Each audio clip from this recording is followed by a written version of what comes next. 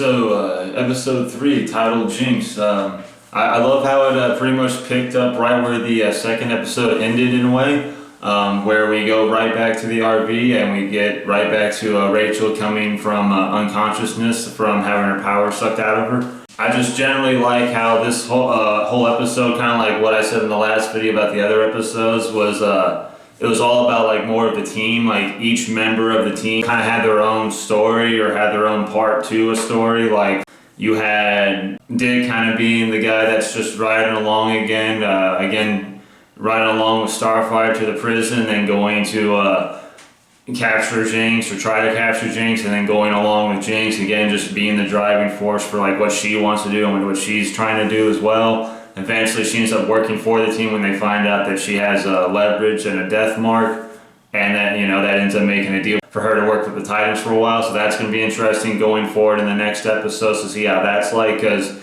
this episode obviously it's titled Jinx, but kind of a little bit unlike how Mother Mayhem did, where she was just like a feature at the last like 10-12 minutes of the episode building up to her.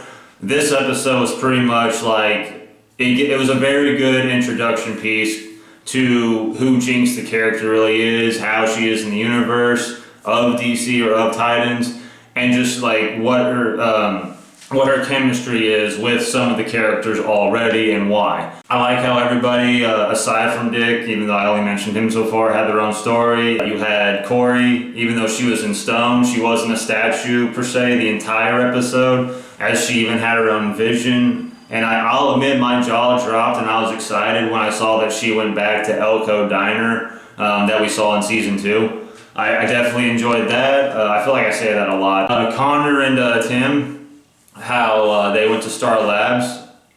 Tim for his training, Connor helping Tim train, and then it evolved to him becoming kind of like this detective in this episode, which I thoroughly enjoyed. I'm not a big fan of cop shows or detective shows because they never really do them right anymore, because every episode's the same. I definitely thoroughly enjoyed the scene or the scenes where Bernard, I had to think of his name. Bernard and Connor were like working together trying to figure out like the mystery of the symbol and this cult that they're trying to figure out.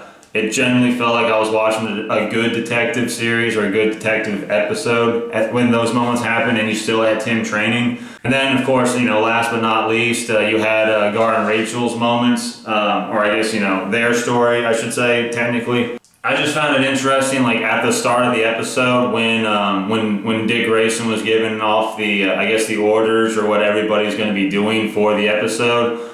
I thought it was really interesting how he specifically told Gar to keep an eye over Rachel. Like when that scene happened, for the first, like when I watched it for the first time, I saw that as the writer's way of telling the audience, like, hey guys, you see these two characters right here?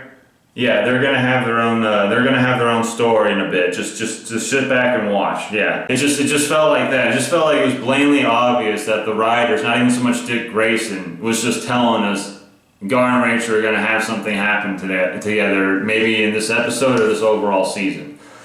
And then with Beast Boy's story, you see him the voices again.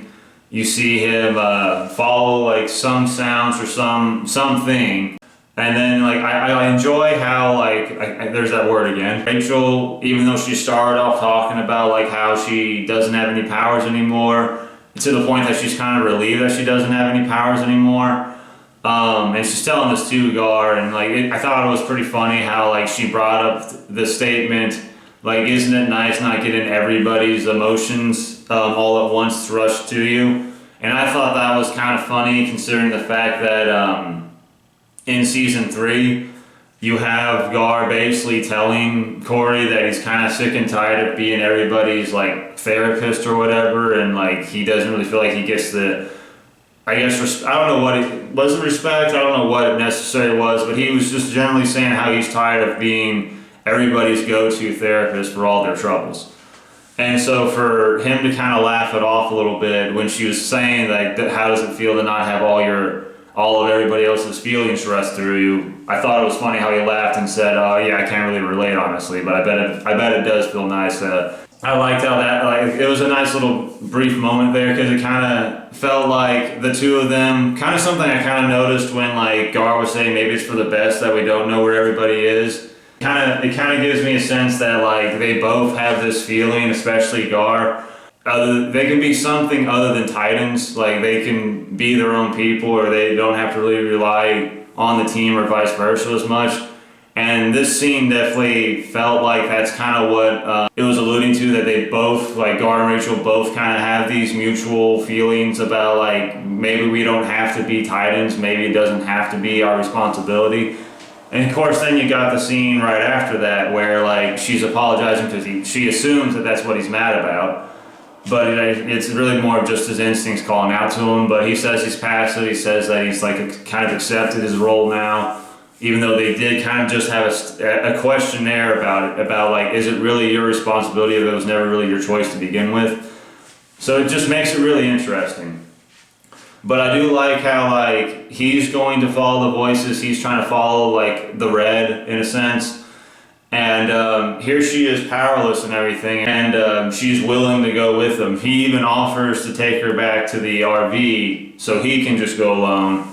And even then, she's willing to just go with him, despite having no defensive abilities whatsoever. It's just kind of interesting how that happened.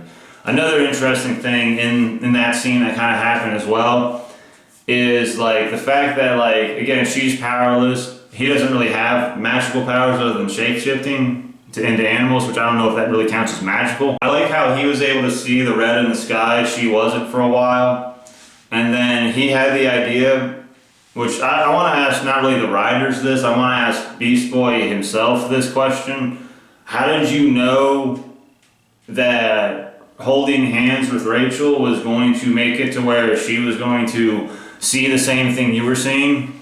Like it's just, then again, like if you actually look at the series, like it's really not that much of it's not a common thing, but it's definitely happened recurrently.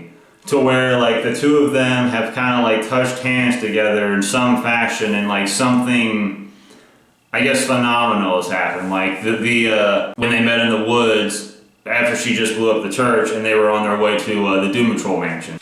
That was like, you know, there's that, which honestly nothing really happened there other than the fact that nothing happened, whereas the other times Rachel has actually touched hands with people in the rest of the series prior to that, even though there's only been 3 episodes. She always had some sort of like physical way of telling like who this person was, what their history was, if they're lying or not. With him, it's just hand-to-hand contact. We're running in the woods together. The season 2 premiere, where you know he touches hands with her to get her back from the dark magic that her father, the interdimensional demon, put onto her. And again, he has no magic, but that's able to take her back and take her out of the spell or the trance or whatever Trigon put them under. And then you have season 2's finale where her gem didn't light up, so it's kind of implying that she didn't use any powers here. She's just placing her hand on Gar's paw, which granted we see a white light when this happens, but we don't see the gem light up at all. Like even when we go back to the two of them after his like transformation is cured and whatever, and all that brain surgery they did on him just gets completely washed over with all the positive memories he has that just by the contact. Again, like we don't see any magic being used at all. We just see contact. That's it.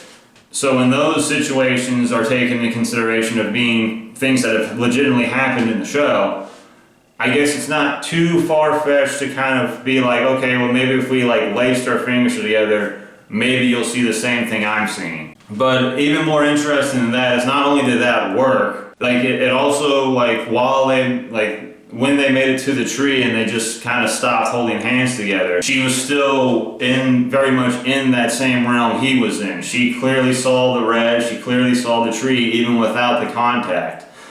And the only reason I find that interesting is that kind of shows that like maybe it only worked when they got to the tree, maybe they didn't need to hold hands that long, I don't know. But I think it's very possible because like Corey got the same sort of prophecy that Gar got at the very end of this episode, which implies that like, you know, because Corey was initially sent with all this Azarath information about Trigon to try to stop the invention of Trigon happening to destroy our worlds. And then you have, like, so I feel like that's connected with that prophecy, the one she was told at the diner, and how Beast Boy was told the same prophecy.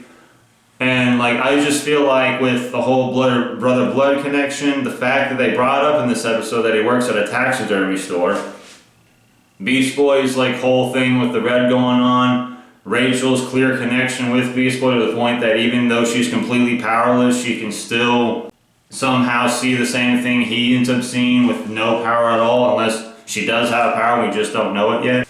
And just how it's all linked to Azarath, and how it's all kind of heavily implied that they're trying to get Trigon back in a way. Like, it feels like I said in the last video, even though I probably said it very poorly, kind of like I'm saying it maybe very poorly now. This is why on the spot's kind of not always a good thing. I just think it's interesting with the bringing of Brother Blood, trying to get him into the cult, Beast Boy's abilities, they're both animal connection. The fact that the cult's for Trigon, so you got that with Trigon and Brother Blood, the daughter-father relationship between Rachel, so you have that connection. The Gar and Rachel connection we've seen in the whole series, so you have like a multiple rectangular four-way, if not more, connection between these characters, and it just kind of seems like it's definitely unfolding into that. But yeah, that's just basically my that's my video at this point now. That's my review and other things of season 4, episode 3, titled Jinx. Like I said, for the 18th time, I enjoyed it. I hope to enjoy the next episode when it comes on this Thursday.